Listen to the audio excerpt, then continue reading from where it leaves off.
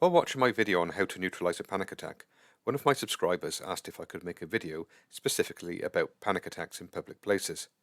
She also had some really good questions about facing panic attacks alone, the fear of fainting, and some other common concerns about panic attacks in public.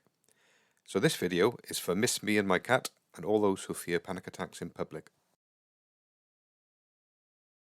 Her initial concern was that if she was in a shopping mall, on a street, or on public transport, there might be nowhere to sit down or lie down, so she feared she might faint. This is one of the most common fears in panic disorder. So let's deal with the fainting first. Although feeling faint is very common in panic attacks, actually fainting is very rare and limited to people who suffer vasovagal syncope, which I explain in my video on fainting. So if you've never fainted, then there is no need to lie down. Not only is lying down unnecessary, it actually reinforces the belief that you are in danger of fainting, which makes you more likely to have a panic attack when in places that you fear you might faint and can't lie down. This is a classic example of what is known as the anxiety cycle. And as difficult as it is, the only way to stop this cycle is to accept the feelings and catastrophic thoughts, and do not do anything to stop or mitigate them, like lying down.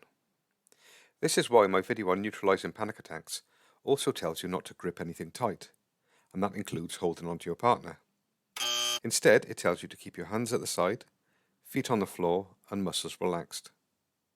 Your actions need to signal to your amygdala and hippocampus that panic attacks are not dangerous, which they're not. Only this can reduce the duration and intensity of the panic attack. However, I know this is really difficult when the fear is so strong and you feel dizzy. So I promised my subscriber that I would suggest a compromise. So here is the compromise. If you're alone in public when a panic attack starts, you can find somewhere to sit down.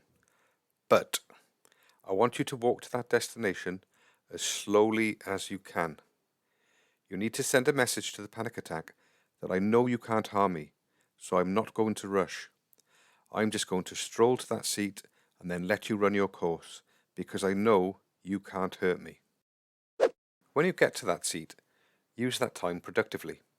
Instead of phoning a loved one to be rescued or trying to stop fainting, get out your coping cards. If you don't know what these are, come back and click on the link at the top of the screen later on. Your coping cards contain statements to remind you why these symptoms are harmless and reminders on how to neutralize a panic attack. Because your actions are signaling to your amygdala that there is no danger, your body will stop diverting blood from the ears to the major muscles, and breathing will become easier, which eliminates the two major causes of dizziness. So you're achieving the desired result in a much more natural way. I know for some people there is a social anxiety aspect to their fear of panic attacks in public. They fear being humiliated by fainting or losing control of their bowels. But as both these things are highly unlikely, it is actually much more likely that your safety behaviours will be the thing that gets you noticed. Lying down or sprinting through a shopping mall for the toilet are much more likely to draw attention. Slowly sitting down and accepting the panic attack will not only make it pass quicker, but it's also less likely to draw attention to you. So give it a try, and when you have mastered it, then try just standing up, or continuing about your day as if the panic attack wasn't happening at all. When you are able to do this, you will no longer be afraid of going to public places on your own, and the panic attacks will be much less likely, and may even stop altogether. Until then, I wish Miss Me and My Cat and all those who suffer panic attacks strength, patience and determination in your panic attack journey.